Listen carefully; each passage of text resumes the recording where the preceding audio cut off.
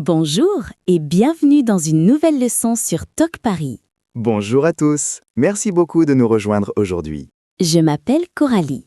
Et moi, je m'appelle Guillaume. Ensemble, nous vous aidons à pratiquer un français naturel que vous pouvez vraiment utiliser dans la vie de tous les jours. Si vous aimez la vidéo d'aujourd'hui, pensez à mettre un like et à vous abonner à la chaîne. Cela nous aide énormément à continuer à créer plus de contenu pour vous. Oui, merci infiniment. Votre soutien compte énormément pour nous. Alors Guillaume, j'ai une petite question pour toi et pour toutes les personnes qui nous regardent. Quelle est ta question? Est-ce que tu peux décrire le temps qu'il fait dehors en ce moment, en français? Voyons voir. Il fait soleil et il y a un peu de nuages. Le ciel est vraiment magnifique aujourd'hui. Parfait. Mais beaucoup d'apprenants de français trouvent cela difficile. Ils veulent parler de la nature et de l'environnement en français, mais ils n'ont pas toujours le vocabulaire nécessaire. Exactement. Et c'est pour cette raison que le sujet d'aujourd'hui est si utile. Aujourd'hui, nous allons apprendre à parler de la nature et de l'environnement en français. Nous allons aborder le temps, les saisons, les plantes, les animaux et même des sujets importants comme le changement climatique et la pollution. À la fin de cette vidéo, vous serez capable de décrire une belle journée au parc ou de discuter des problèmes environnementaux avec confiance. Alors, commençons tout de suite. D'accord Guillaume, commençons par quelque chose dont tout le monde parle tous les jours, le temps.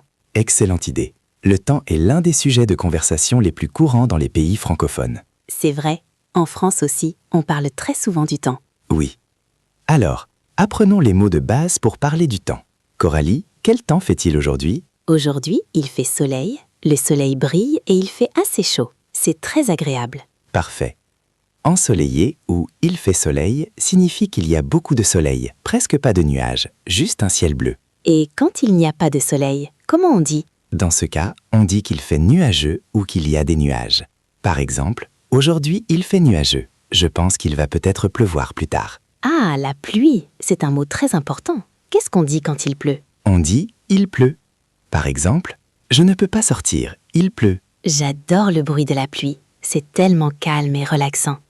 Et le vent alors? Quand il y a beaucoup de vent, on dit il y a du vent ou il fait du vent. Par exemple, aujourd'hui il y a beaucoup de vent. Tiens bien ton chapeau. Bon conseil. Donc, on a il fait soleil, il fait nuageux, il pleut et il y a du vent. Ce sont les 4 mots de base pour parler du temps. Exactement. Maintenant, faisons un petit exercice. Coralie, quel est ton temps préféré? Je pense que j'aime le temps ensoleillé. Je me sens de bonne humeur quand le soleil brille. Et toi? Moi, j'aime le temps pluvieux. Je sais que ça peut paraître bizarre, mais j'adore rester à l'intérieur avec une tasse de thé quand il pleut dehors. En fait, ça a l'air très agréable. Et quel temps tu n'aimes pas? Je n'aime pas quand il y a trop de vent. Le vent décoiffe et c'est désagréable. Moi, je n'aime pas trop le temps nuageux. Ça me rend un peu triste. C'est intéressant, comme quoi chacun a ses préférences. Maintenant, parlons de la température. Comment est-ce qu'on décrit s'il fait chaud ou froid? Bonne question. Quand la température est élevée, on dit « il fait chaud ». Par exemple, « il fait très chaud aujourd'hui, j'ai besoin d'eau ». Et quand la température est basse, on dit « il fait froid ». Par exemple, « il fait froid dehors, mets une veste ». Et entre les deux, ni trop chaud ni trop froid? Dans ce cas, on dit « il fait doux » ou « il fait frais ». Doux signifie un peu chaud, frais signifie un peu froid. Tu peux donner un exemple? Bien sûr. Au printemps, le temps est souvent doux. Il ne fait ni trop chaud ni trop froid. C'est parfait. Et le soir en automne, il fait souvent frais. On a besoin d'un pull léger. Excellents exemples. Donc maintenant, tout le monde peut décrire le temps. Il fait soleil, il fait nuageux, il pleut, il y a du vent, il fait chaud, froid, doux ou frais. Ces mots sont vraiment très utiles. Vous pouvez les utiliser tous les jours, sans exception. Maintenant, parlons des saisons. Guillaume, combien y a-t-il de saisons dans l'année? Il y a 4 saisons. Le printemps, l'été, l'automne et l'hiver. Exactement. En français, on dit le printemps, l'été, l'automne et l'hiver. Oui, ce sont les 4 saisons de l'année. Parlons de chacune d'elles. Coralie, parle-nous du printemps. Le printemps est ma saison préférée. Le printemps arrive après l'hiver. Le temps commence à se réchauffer. Les fleurs commencent à pousser et les arbres ont de nouvelles feuilles vertes. Ça a l'air très beau. Quel temps fait-il généralement au printemps? Au printemps, le temps est souvent doux et pluvieux. On dit en français « en avril, ne te découvre pas d'un fil ». Cela veut dire qu'il peut encore faire un peu frais. J'aime bien cette expression.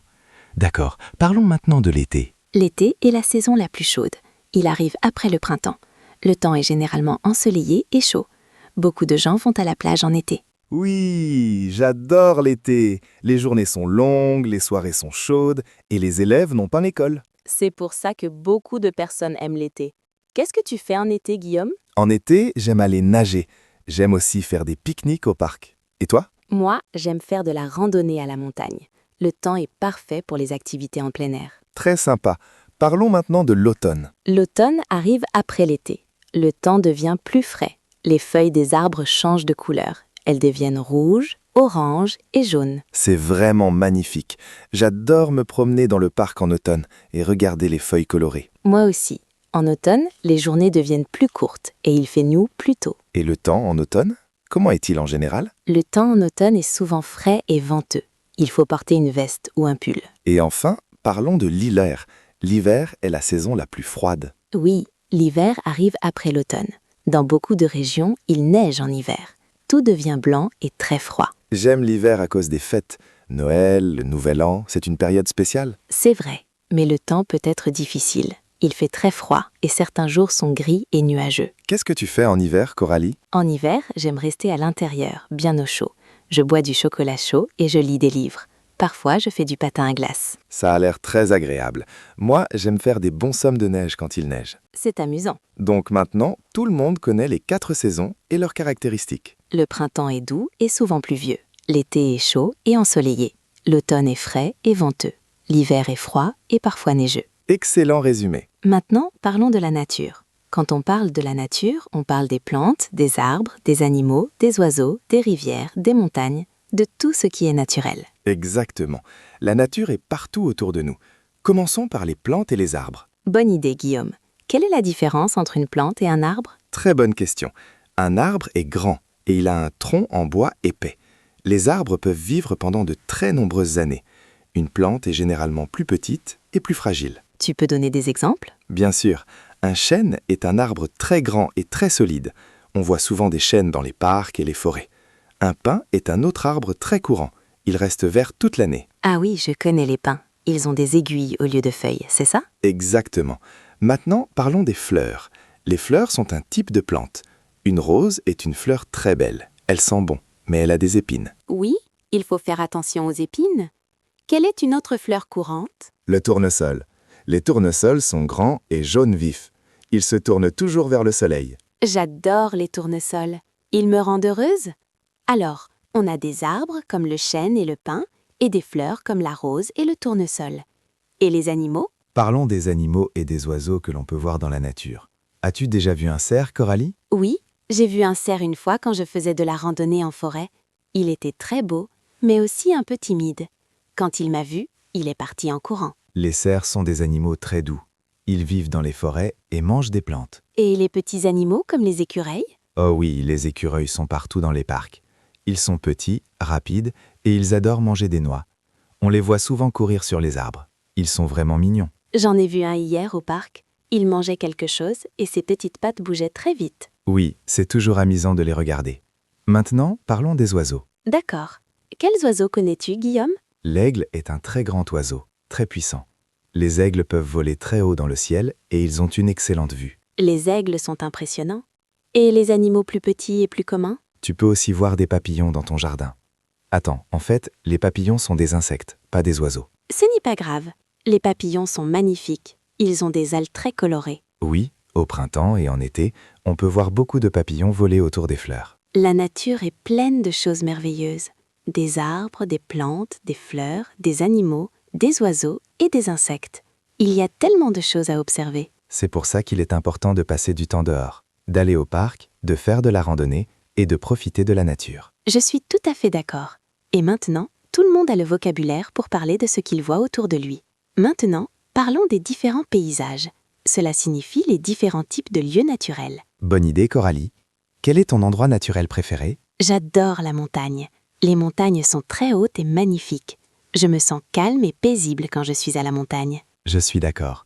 L'air est très pur à la montagne. Est-ce que tu aimes faire de la randonnée? Oui, j'adore marcher sur les sentiers de montagne. La vue au sommet vaut toujours l'effort. Et qu'est-ce qu'une vallée? Une vallée est une zone basse entre des montagnes. Imagine 2 montagnes l'une à côté de l'autre. L'espace entre elles, c'est une vallée. Ah, je comprends. Donc, les montagnes sont hautes et les vallées sont basses. Exactement. Maintenant, parlons de l'eau. Où aimes-tu aller, Guillaume? J'adore l'océan. J'aime le bruit des vagues et l'odeur de l'eau salée. L'océan est vraiment magnifique. Certaines personnes disent la mer au lieu de l'océan. Les deux sont corrects. Quelle est la différence? L'océan est très très grand, comme l'océan Pacifique ou l'océan Atlantique. La mer est plus petite, par exemple la mer Méditerranée. Je vois. Et les rivières? Une rivière est de l'eau douce qui coule des montagnes vers l'océan. Beaucoup de villes sont construites près des rivières. Pourquoi? Parce que les gens ont besoin d'eau. Les rivières fournissent de l'eau pour boire, pour l'agriculture et pour le transport. Ça a du sens. Quel est ton endroit préféré pour te détendre dans la nature?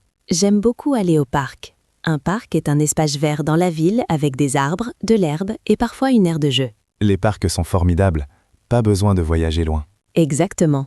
On peut simplement aller dans un parc près de chez soi et profiter de la nature. On peut s'asseoir sous un arbre, lire un livre, faire un pique-nique ou simplement regarder les oiseaux. Donc, nous avons parlé des montagnes, des vallées, de l'océan ou de la mer, des rivières et des parcs.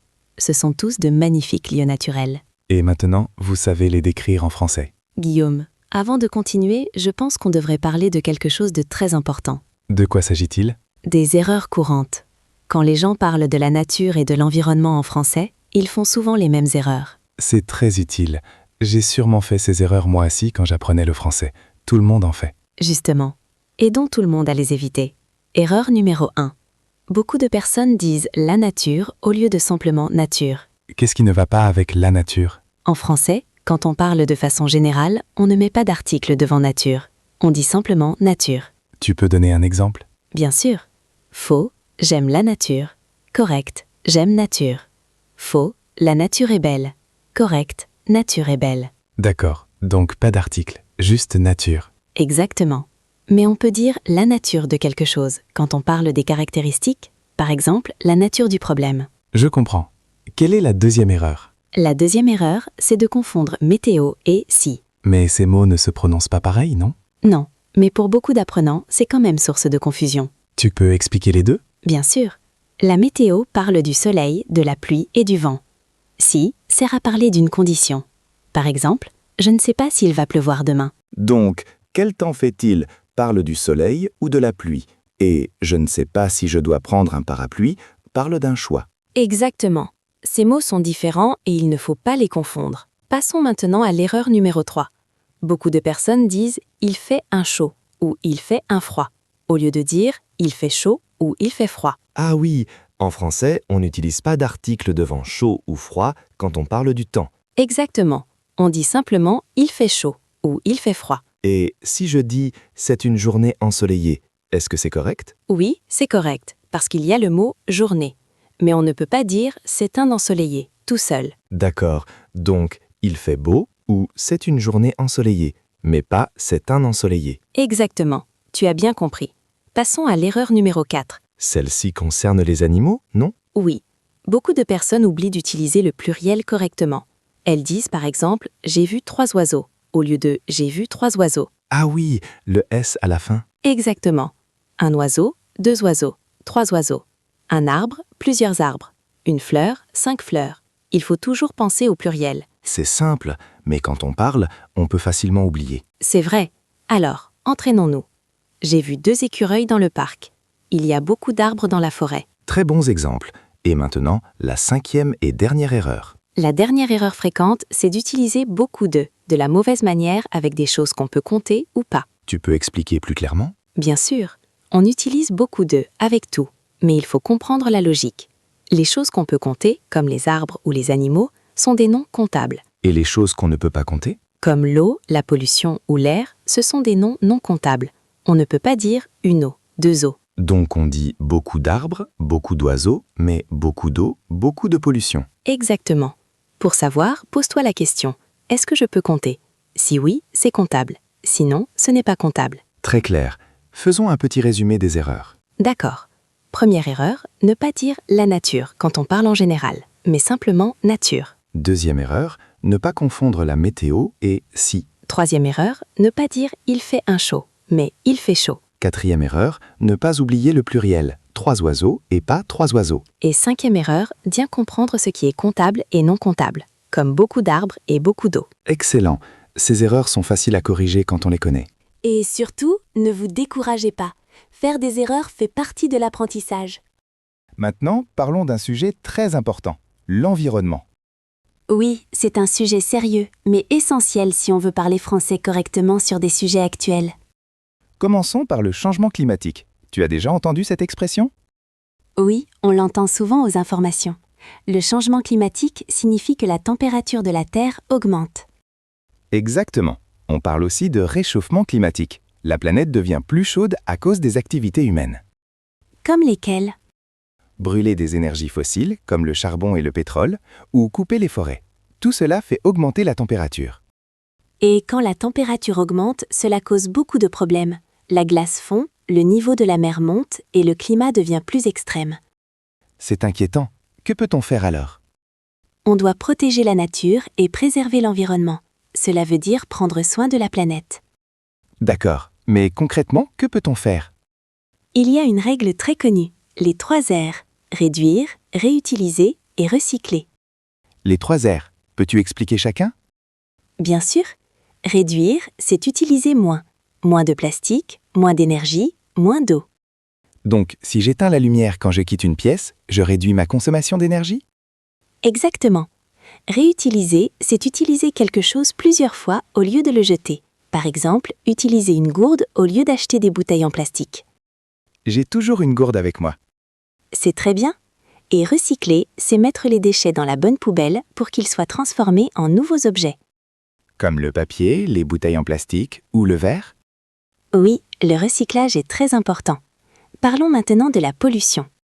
La pollution, c'est quand on rend l'air, l'eau ou la terre sale et dangereuse. Exactement. Il existe plusieurs types de pollution. La pollution de l'air, de l'eau et la pollution plastique. Qu'est-ce qui pose la pollution de l'air ? Les voitures, les usines et les centrales électriques rejettent des gaz dans l'air. Cela rend l'air difficile à respirer. C'est très mauvais pour la santé. Oui, et la pollution de l'eau arrive quand des produits chimiques ou des déchets entrent dans les rivières, les lacs et les océans. Et la pollution plastique est un énorme problème. Exactement. Les gens jettent des bouteilles, des sacs et des pailles en plastique, et tout cela finit dans l'océan. J'ai vu un documentaire à ce sujet. C'est terrible pour les animaux marins. Oui, beaucoup d'animaux mangent du plastique par erreur et tombent malades ou meurent. C'est pour ça qu'il faut réduire l'utilisation du plastique. Que peut-on faire d'autre pour aider l'environnement ? On peut utiliser des énergies renouvelables. Ce sont des énergies qui viennent de sources naturelles, comme le soleil ou le vent, et qui ne s'épuisent pas. Comme l'énergie solaire ou l'énergie éolienne. Exactement. C'est beaucoup mieux que le charbon ou le pétrole, et ça ne pollue pas. Donc, pour résumer, le changement climatique rend la planète plus chaude. On doit réduire, réutiliser et recycler, lutter contre la pollution et utiliser des énergies renouvelables. Parfait résumé, Guillaume. Et chacun de nous doit faire sa part. Chaque petit geste compte. Cette discussion était vraiment très intéressante. Oui, nous avons abordé beaucoup de choses aujourd'hui. Faisons un dernier résumé pour tout le monde. Aujourd'hui, nous avons appris à parler de la nature et de l'environnement en français. Nous avons commencé par le vocabulaire du temps. Il fait soleil, il pleut, il fait nuageux, il y a du vent, il fait chaud, froid, doux et frais. Ensuite, nous avons parlé des 4 saisons, le printemps, l'été, l'automne et l'hiver. Puis, nous avons appris des mots sur les plantes et les arbres, comme le chêne, le pin, la rose et le tournesol, et sur les animaux comme le cerf, l'écureuil, l'aigle et le papillon. Nous avons aussi décrit différents paysages, les montagnes, les vallées, les rivières, l'océan et les parcs. Nous avons vu les erreurs courantes à éviter et nous avons parlé de sujets importants comme le changement climatique et la pollution. Sans oublier les 3 R, réduire, réutiliser et recycler. Maintenant, vous avez tout le vocabulaire nécessaire pour parler de la nature et de l'environnement avec confiance. Que ce soit pour discuter du temps ou pour parler de problèmes environnementaux sérieux, vous êtes prêts. Et maintenant, voici la question du jour. La question d'aujourd'hui est « Qu'est-ce que vous faites pour protéger l'environnement ?» Par exemple, moi, j'apporte toujours mes propres sacs quand je fais les courses. Je n'utilise pas de sacs en plastique. Moi, je ferme toujours le robinet quand je me brosse les dents. Je ne laisse pas l'eau couler. Ce sont d'excellents exemples. Et vous, qu'est-ce que vous faites pour protéger l'environnement ? Peut-être que vous recyclez, que vous marchez ou prenez le vélo au lieu de la voiture, ou que vous utilisez une gourde réutilisable. Réfléchissez-y, puis écrivez votre réponse dans les commentaires. Vous pouvez écrire « Je protège l'environnement » en « Nous adorons lire vos commentaires » et c'est aussi un très bon exercice pour pratiquer votre français écrit. N'hésitez pas, chaque action, grande ou petite, fait une différence. Avant de terminer, nous voulons vous remercier sincèrement d'avoir regardé cette vidéo. Apprendre le français demande du temps et des efforts et nous sommes très fiers de vous. N'oubliez pas que la pratique est la clé. Essayez d'utiliser ces nouveaux mots dans votre vie quotidienne. Parlez du temps avec vos amis, décrivez la nature autour de vous, discutez des questions environnementales. Plus vous pratiquez, plus vous gagnerez en confiance. Si vous avez aimé cette vidéo, mettez un like et partagez-la avec vos amis qui apprennent le français. Et n'oubliez pas de vous abonner à Tonk Paris et d'activer la cloche pour ne manquer aucune nouvelle leçon. Nous revenons très bientôt avec un nouveau sujet utile. En attendant, continuez à apprendre, continuez à pratiquer et prenez soin de notre belle planète. Merci et à très bientôt. Au revoir à tous.